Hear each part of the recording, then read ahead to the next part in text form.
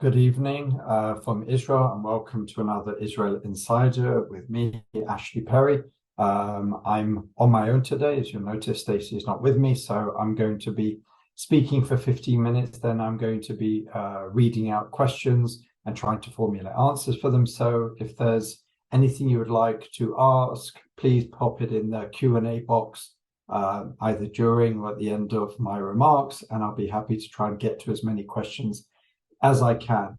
The description today for today's webinar was mostly about the meeting which happened only a couple of hours earlier between Prime Minister Benjamin Netanyahu and US President Joe Biden. It was a historic meeting for many reasons, not least the fact that it's the longest that any incoming prime minister has waited for a meeting with the US president since the 50s.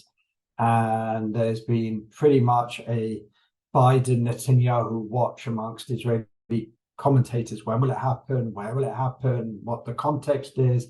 So for the fact that it took place at all, it's certainly something, it's a win for Netanyahu. But looking further into the event and looking into the discussions, what was public, both teams or both sides put out official press releases trying to focus on the areas that they thought need to be focused on. But at the end of the day, we can certainly say that this is a big win for Netanyahu. It's a good day for Netanyahu for a number of reasons. First of all, the meeting took place in itself. It wasn't at the White House, and that was significant.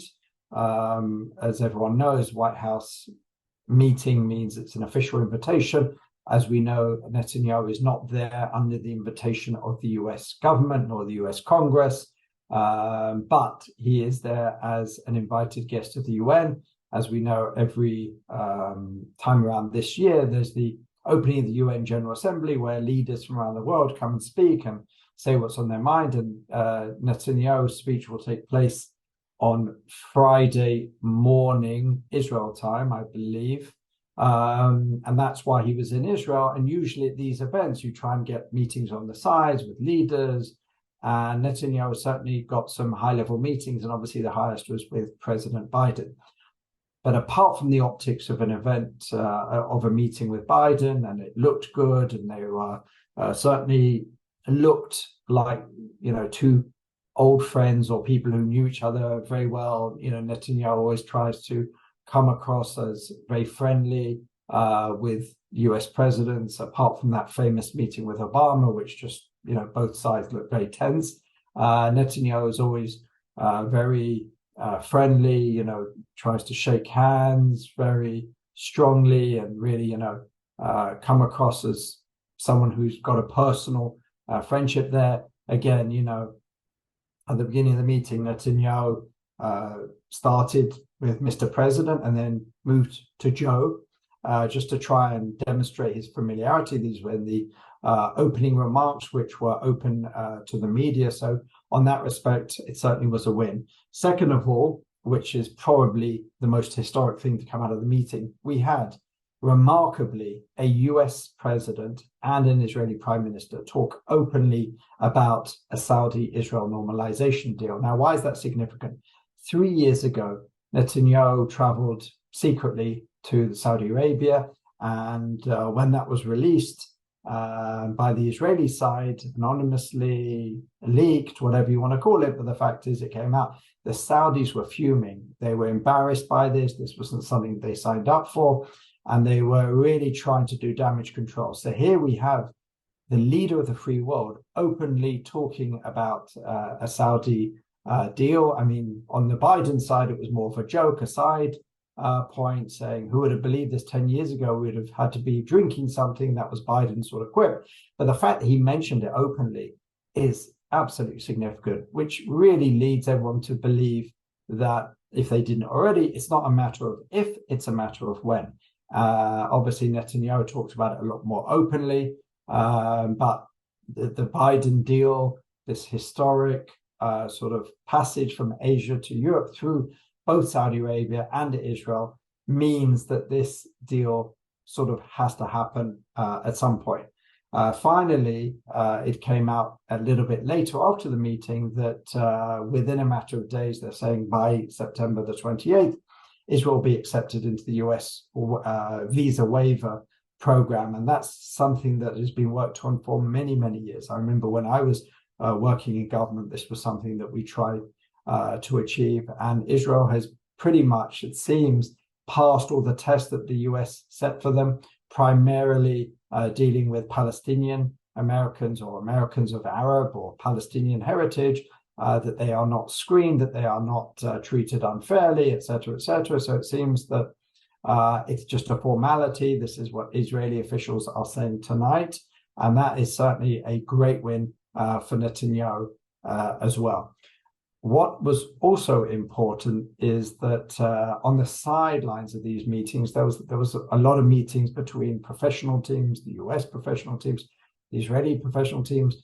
It was noticeable that the Mossad director, David Barnea, was in New York at the same time and was part of some of Netanyahu's meetings. And it's been reported that he and certain other officials are working with the Americans to try and deal with the issue of the Saudi nuclear program. Now, why is that significant? Because that's one of the major demands of the Saudis, from the Saudi side to the Americans, for this normalization deal. I've said for a while that on the Saudi-Israeli side, there aren't too many gaps at this point. So really, what the Saudis are waiting for are guarantees from the Americans over an increase of military assistance, some sort of pact modeled on what the US has with South Korea and Japan for Saudi Arabia, meaning that if it was to be attacked, then America would see itself obligated to defend it. But again, these are issues mainly between Saudis and the US. Israel doesn't really have too many problems with some of the other part. The part which Israel definitely has the most problem with is the Saudi nuclear program, which the Saudis have defined as civilian. Israel certainly has a problem with that, not necessarily because the Saudis want it, but because there's a feeling that that could set off an arms race in the region, where already the Iranians are rapidly moving towards nuclear weapons capability. So one can imagine if the Saudis started a civilian nuclear program, perhaps that would push other countries, perhaps Turkey, perhaps Egypt, who have, many countries who have talked about it in the past, and that would certainly make the region a more dangerous place, something that Israel wants to prevent. So there has been much talk between Israeli and American counterparts on this issue. It has been reported that they're on the same page. I think that remains to be seen exactly what that will look like. But also don't forget that then deal or that offer has then to be taken back to the Saudis. So this is something which is also a little bit in the background of the meetings today, but no less important than what was public. What we did see today is certainly what I would classify as a return to the idea of linkage. And what's the idea of the concept of linkage? It was something very, very popular that really underpinned the Oslo process, certainly underpinned the Saudi peace proposal, which became the Arab League peace proposal, which was that nothing will move with us until there is some movement on the Palestinians. In fact, the original Saudi that then became the Arab, adopted by the Arab League, was that we will make peace with you, but only after there is a Palestinian state. That has obviously been knocked off the table in the last few years. It's been the death of linkage, the Abraham Accords, normalization with the UAE, with Bahrain, with Morocco, with Sudan, and others on the way, certainly knocked it off the table without really any great movement on the Palestinian issue. What we saw today, again, is trying to push linkage back on by trying to say that until there is movement on the Palestinian side, there will be no normalization with Saudi Arabia. And these are voices which have tried to become louder in recent days. There's been reports that the Saudis are becoming a little bit more stubborn on the Palestinian issue. That's probably at the behest of the Americans, I would suggest. But certainly the Americans try to push that. They're not necessarily talking about they have to wait for a Palestinian state or a two-state solution. But what has been brought up in recent days is some major concessions. This is what is the Palestinians are pushing through the Americans, is to press Israel for really considerable concessions on Area C, more land, to take down all non-verified settlements, to freeze the settlements, to make some tremendous gestures towards the Palestinians. And it remains to be seen how much of that Israel will have to do. Obviously, these demands have been forwarded to the Israeli side, and they won't all be met. But certainly, there is an upping of the concept that Israel will have to make significant concessions to the Palestinians for any movement on the Saudi deal. But we have to keep in mind, and this is something I've been stressing for a few weeks now, is that this deal with Saudi Arabia will happen. It's not a matter of if, it's a matter of when. And the timetable is even, if one looks at it, quite tight. First of all, because, as we know, the US have elections next year. And President Biden would certainly love to be able to have that signing on the White House lawn to show a great foreign policy success. Granted, he has his challenges with the more progressive wing in the Democratic Party, not least towards Israel, but also on the Saudi issue. They're no lovers of the Saudis.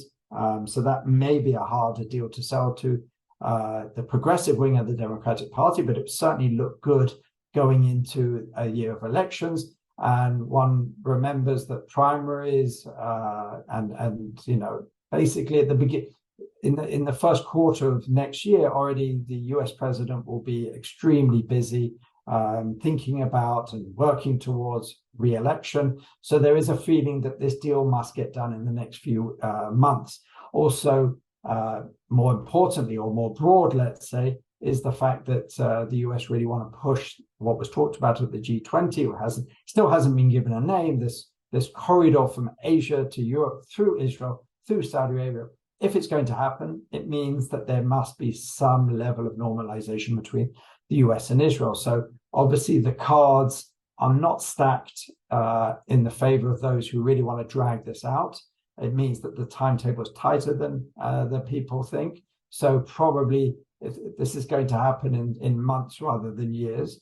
The other thing that Netanyahu is most worried about is he wants to go very far. As far as Netanyahu would go, he would sign pretty much quite a wide variety and broad list of concessions to the Palestinians to get this Saudi normalization. It's something which he's put a focus on. It's something which he believes is very, very important for his agenda. But he knows also that he has some partners in this coalition who are far more to the right of him.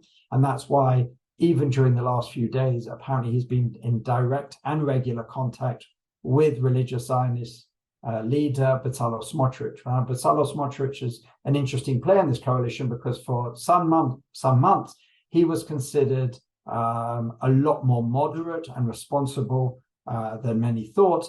And he's certainly a lot more moderate and responsible, or seen as, than Itamar Ben-Gvir of Otzma Yehudit, Jewish Power Party.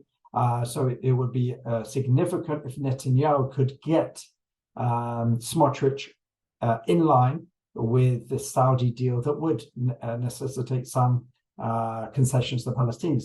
Bezalel Smotrich has come back and said he's prepared to make significant concessions. This is what's been reported on economic and social issues, but not on territorial. It means that any concessions on Area C, handing over more territory of Area C to the Palestinian Authority, making it Area B or A, which would put it under Palestinian administration, is out of the question. Also, pulling down,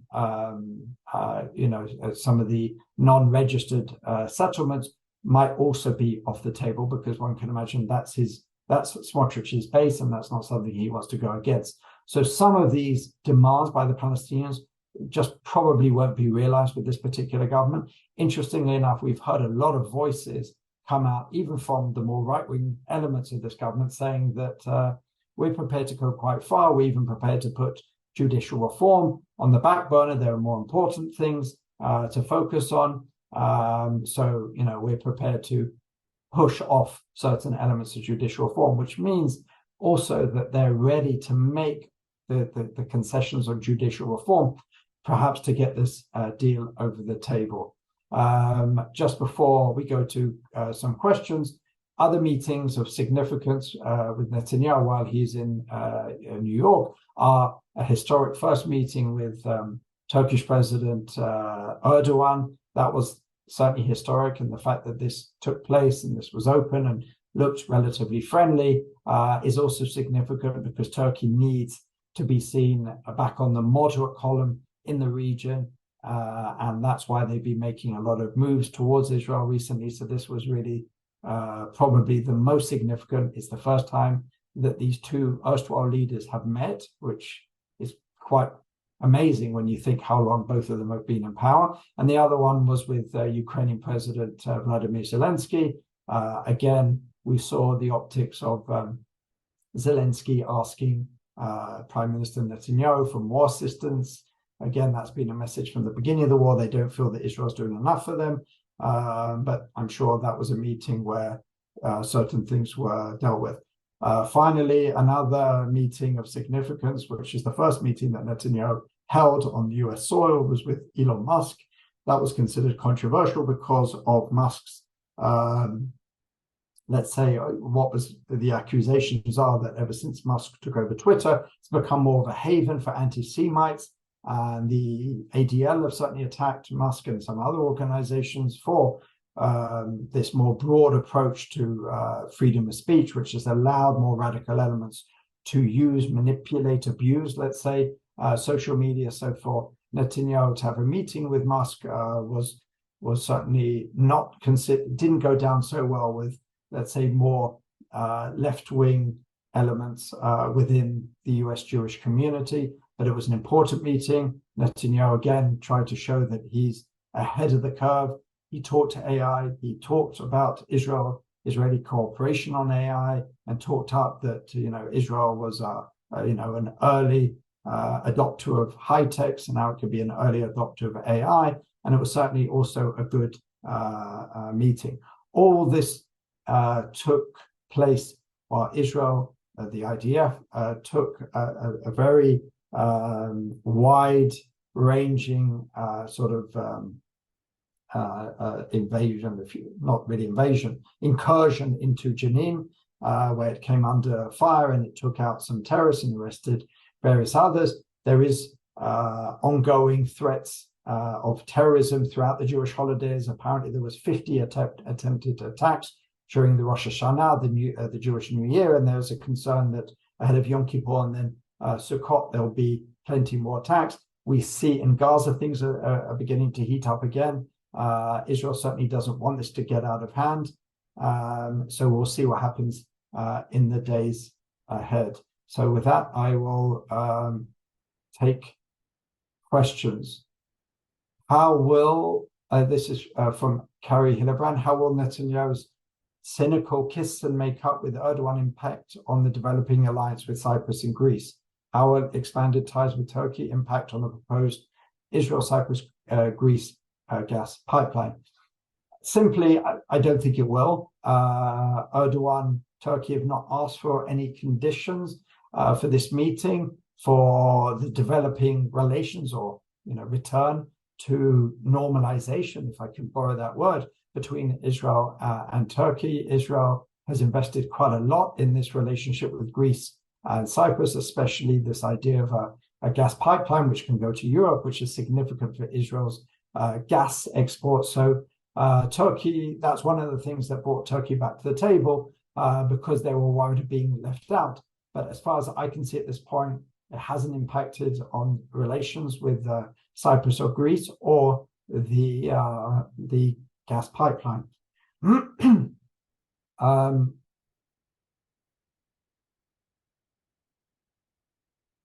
Let's see other questions. Eric Selkov asked or says, I thought I heard last week that Saudi Arabia said they would not sign a peace agreement with Israel until 2 right-wing members of the cabinet were removed from his cabinet. Do you think Netanyahu would do that? First of all, Saudi Arabia made no such claim openly or publicly, or even through unofficial channels. It would be very improper. I haven't really heard that. I've certainly heard the idea that the Saudis are not happy with the right-wing tilt of this government, but let's not forget this is the same government that's been in power for a number of months. I think that leaked information was more about trying to put pressure on Israel at this point. I don't think it has too much credence for the fact that, I mean, I'm assuming they're talking about Smotrich and Ben Gvir. Smotrich and Ben Gvir have been in the government all along. There's nothing new about that. They know that Netanyahu's running the show, really. They're going to do this deal with Netanyahu. Certainly, they're no great lovers of Smotrich or Ben Gvir or some of the other right-wing members of this government, but I do not believe that there's any such demands of that, and it's certainly not anything Netanyahu would agree to, because simply that would mean the toppling of his government, something that he's not prepared to do. Eric Sokolow then asks, Selkov asks another question: what is Netanyahu's next stop on judicial reform? Well, this is really, it's a very hard one to predict, because while it certainly wasn't the focus of the meeting between Biden and Netanyahu, it was brought up from the Biden side, not just publicly during the opening remarks, but also in the press release by the president's media team, where they talked about the concern about a movement towards less problems with Israeli democracy. They put it a lot more sensitively than that, but simply it's not something that Biden could ignore at this point. It's not something he wants to ignore. He wants to use the whole Saudi normalization and some of the other things which they're discussing with Israel to try and ensure that much, if not all, of these initially proposed judicial reform gets pushed aside. Netanyahu, again, dealt with this with a straight bat, saying that we will try and work through consensus. And it's clear that judicial reform at this point is not his priority. It may be the priority of other people in the government, but certainly it's not Netanyahu's priority. I think I said this even last week. If it was up to Netanyahu, judicial reform would simply go away for now. It does seem like there's going to be a freeze on most elements of judicial reform. At the moment, we're still waiting, and we'll be waiting for a few weeks, for the Supreme Court's ruling on the reasonableness addition to the basic law. There is going to be talks, negotiations, discussions led by the president again between the two sides on how to move forward. It does seem that they're not a million miles away, but there's a lot of political considerations. Does Gantz want to give him that lifeline? Netanyahu said, even if I don't reach an agreement with the opposition, I will come up with a unilateral offer, which again shows how much Netanyahu really wants to get this issue away. He doesn't want to have to be discussing this. He has precious time with the American president, and he doesn't want to have to be dealing with this question, not with the American president and not with many other leaders who bring this up. Reuven Hoch asks, are Saudis or US pushing Israel more regarding resolution of conflict with the Palestinian Arabs? Do Saudis really care? Will it be worth it for Israel? As I've said, the Saudis don't really care about the Palestinians, but they do feel, or they understand that there will be pressure if they come to a normalization agreement, and there's really nothing in there for the Palestinians. They've moved a long way from the initial point, as I said, of the Saudi peace deal, where basically it said that there will be no peace with any Arab countries until there's a Palestinian state. Now that has been walked back. It's not something the Saudis even bring up anymore, but they will want to see significant concessions, or at least keep the Palestinian Authority on side. They don't want the Palestinian Authority coming out against this as openly as they did with the normalization deal with the UAE. So they certainly will want to have something in their hand that will be given to them by the Israelis. Burak Korkmaz asked, do you think a regional war between Abraham Accord states and Iran, Syria, Lebanon, and proxies is possible in the short term? No, there will not be an open war between these countries. There will be a continuation of this sort of war between the wars, as they call it, where Iranian and Shiite proxies will be used to attack Israel or some Sunni countries, or what they consider Western interests. That will consider, but the idea of a war between states at this point in the Middle East is extremely unlikely. Murray Feldman asked, can you comment on the meeting Benny Gantz had with his people about joining a Netanyahu coalition? To the best of my knowledge, it's something that Netanyahu would certainly like. I don't think Benny Gantz is coming so readily into the coalition for all the reasons we know about previous experience and everything else. But most importantly, because Benny Gantz is doing very, very well, according to polls on the outside. And why would he give Netanyahu a lifeline if he comes into trouble with his more right-wing members? And should this government fall, I don't think it necessarily will, but should there be any chance of this government falling, I don't think Benny Gantz would necessarily give it a lifeline. If he believes that this government will be there, will remain, and he is necessary to bring Saudi normalization, he believes this is the moment to assist the Netanyahu coalition. I think that is a possibility, but I don't believe at this point in time he's close to joining a Netanyahu coalition. Lawrence Julius asks, in his interview with Musk, Bibi said a balance is needed between the Knesset and judiciary. Is this a sign that he's prepared to back down and compromise? As I said, Bibi is prepared.